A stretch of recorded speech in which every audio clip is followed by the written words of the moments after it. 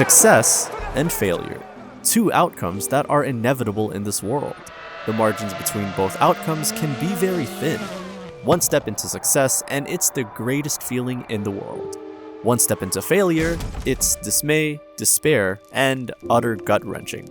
When you think of great successes, you recall the miracle on the Hudson. When you think of great failures, you recall the Titanic sinking. While many fail only once, some experience failure multiple times. Such is the story of Bugatti. The Bugatti EB110 revived the brand's presence in the automobile industry after a nearly 40-year hiatus. But despite its innovation, it ultimately failed for certain reasons. Bugatti's story begins with the Tory Bugatti in 1909 and was carried greatly by his son, Jean Bugatti. Jean was an innovator who came up with plans to change the company into a sustainable maker of premium automobiles. However, that dream was short-lived in 1939 when Jean Bugatti was killed in an accident.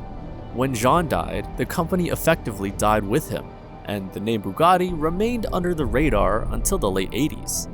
Over at Lamborghini, the company was booming, especially with the presence of a man named Paolo Stanzani. Paolo Stanzani's story at Lamborghini began in 1963 and lasted until 1975, a time when the company was thriving and launching several successful models. His first big project was to improve the engine of the 350 GT, Lamborghini's first car, making it better suited for everyday use.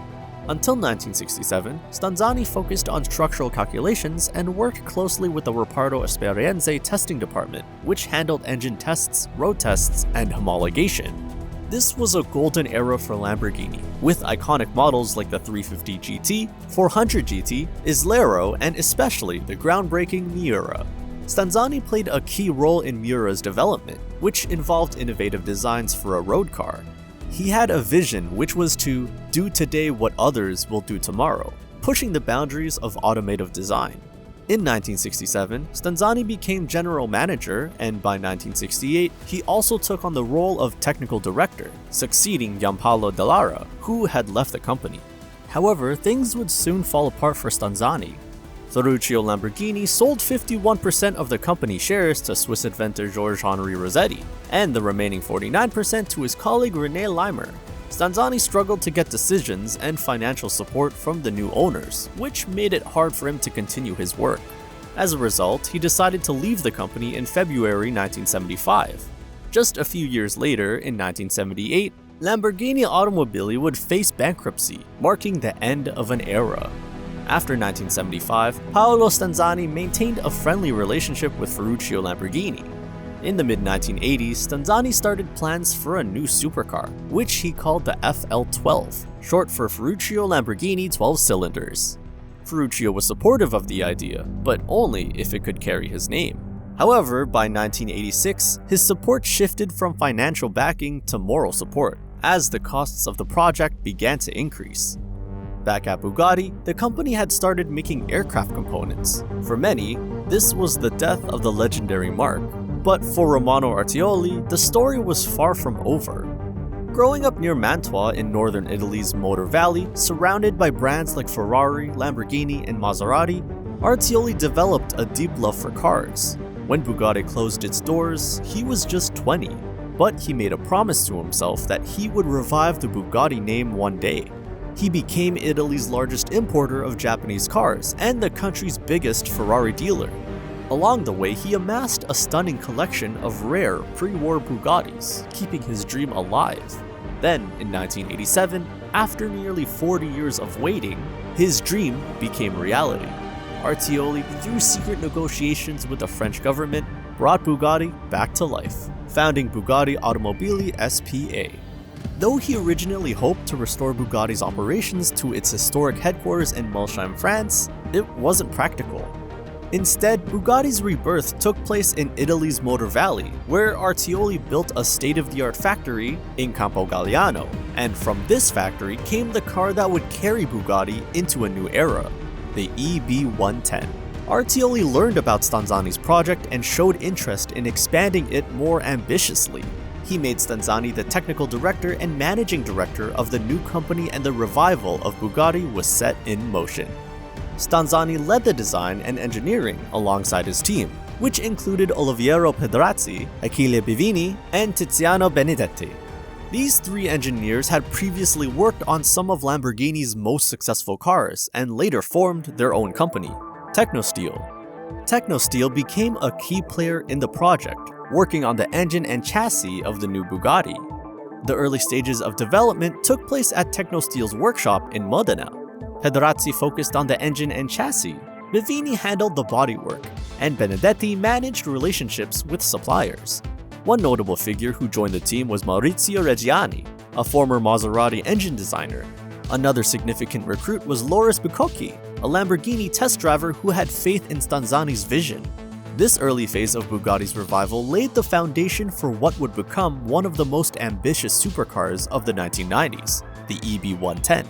As the project progressed, several prominent designers received the chassis drawings to propose bodywork styles. Paolo Martin, Giorgetto Giugiaro, Bortone, and Marcello Gandini all had a shot at designing the car. Gandini, however, had a strong rapport with Stanzani and was well known for his work on iconic cars like the Lamborghini Miura and Lancia Stratos. His design was chosen and the prototypes were built by Carrozzeria. However, the initial design didn't sit well with Bugatti's president Artioli, who found Gandini's angular style unappealing. Artioli was also not keen on the aluminium honeycomb chassis proposed by Stanzani. He cited safety concerns based on past incidents with similar materials. In response, Gandini revised the design, softening the lines and adjusting the proportions. This new version retained the scissor doors and large windshield, but incorporated feedback to better fit Artioli's vision. As the designs evolved, Artioli asked Giampaolo Benedini to implement further changes, including minor adjustments to the front air intake. Ultimately, the team opted for the carbon fiber design, which maintained the original dimensions while improving stiffness and ride quality. The chassis was assembled using bonded and riveted panels, eliminating the need for large autoclaves in production. With these innovations in place, the project was shaping up to redefine what a supercar could be. As the EB110 project progressed, differences in vision began to create tension between key figures. Technical director Paolo Stanzani had a bold, innovative concept for the supercar. He wanted a technologically advanced vehicle featuring all-wheel drive, turbocharging, and a lightweight design. On the other hand, Romano Artioli wanted the car to embody the luxury and prestige of the Bugatti brand.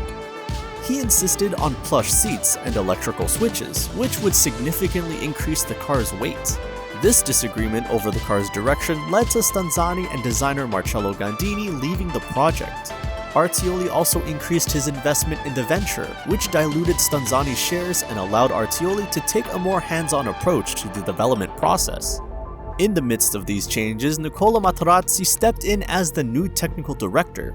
He was known for creating minimalist performance vehicles like the Ferrari F40 and the Lancia Stratos. However, his vision for the EB110 would soon clash with Artioli's luxury-focused approach, much like the earlier conflict with Stanzani.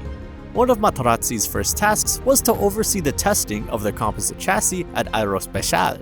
He also applied his expertise from working on high-performance Ferrari engines to address an issue affecting the engine's durability: excessive friction between titanium connecting rods. Next, Materazzi adjusted the vehicle's front-to-rear torque distribution to improve handling. Initially set at a rally-style 40-60 ratio, he changed it to 27-73. This new ratio was calculated based on how the car would perform under acceleration rather than static weight distribution. With Materazzi at the helm, the EB110 was equipped with groundbreaking technologies that were rare in the automotive industry at the time.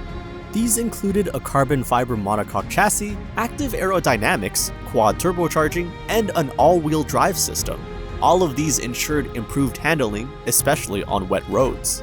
The 4WD system was a crucial part of Stanzani's original vision, and something that other manufacturers, like Ferrari and Lamborghini, had struggled to implement successfully. To pay tribute to Ettore Bugatti, marking his 110th birthday, this new car was named the EB110. The Bugatti EB110 GT made a grand entrance on September 14, 1991, unveiled in front of the impressive Grande Arche de la Défense near Paris. To celebrate this historic launch, an elegant gala was held at the Versailles Palace, where 1,700 guests gathered to admire the new supercar. The car was driven by French film star Alain Delon down the Avenue des Champs-Élysées. Michael Schumacher, a Formula One legend, was so impressed that he bought a yellow EB110 Supersport on the spot. The festivities continued the next day in Mulsanne, marking an extra special occasion, Ettore Bugatti's 110th birthday. The EB110 was a technical marvel. It was capable of going from 0 to 100 kilometers per hour in just 3.2 seconds. But despite the success and admiration the car generated, Bugatti's revival was cut short. The financial crisis of the 1990s put a strain on the company. One of the key reasons for the EB110's struggle was its price. By the time the first cars were delivered to customers, the price had risen to about $750,000, which was incredibly steep for a car from a relatively unknown brand at the time. The EB110 ended up costing almost twice as much as its main competitor, the Ferrari F40. Other factors contributed to this downfall, including Chairman Romano Artioli's significant investment in another venture. He purchased Lotus Cars for around £30 million. The company also invested heavily in developing the EB112, a luxurious four-door sedan. In December 1992, Nicola Materazzi decided to leave Bugatti Automobili after facing irreconcilable differences with the company president, Romano Artioli. Their views were worlds apart. Materazzi wanted a lighter car, ideally with two-wheel drive and fewer turbocharges, but had ultimately compiled with Artioli's vision. He also disagreed with the diversion of resources towards developing the EB112 that was outside the core focus of the brand. Following a late-night discussion that highlighted their conflicting philosophies, Materazzi made the tough decision to part ways with the company. The market for the EB110 shrank, and in 1995, after producing just 128 cars, Bugatti was forced into bankruptcy. They were unable to pay off $125 million in debt. On the surface, it seemed like a straightforward story. The world was in a recession, and selling a $300,000 supercar was tough.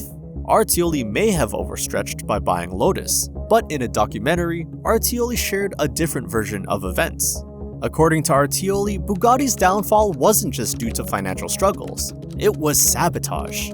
He claimed that orders suddenly dried up, suppliers stopped working with Bugatti, and, most shockingly, some EB110s headed for Germany were tampered with. Artioli said steering columns were deliberately loosened, making the cars dangerous to drive, in an effort to create bad press and damage Bugatti's reputation. Today, Bugatti's Italian factory still stands, abandoned and untouched since 1995, a haunting reminder of Artioli's dream and the brief life of the EB110. Had things gone differently, Bugatti might have become an established competitor alongside Ferrari and Lamborghini. But after Bugatti's fall, the name lay dormant until Volkswagen acquired it and began work on the Veyron, which would go on to break records and rewrite the history of supercars. Though the EB110 didn't succeed in its time, its legacy lives on, representing a huge chapter in Bugatti's past.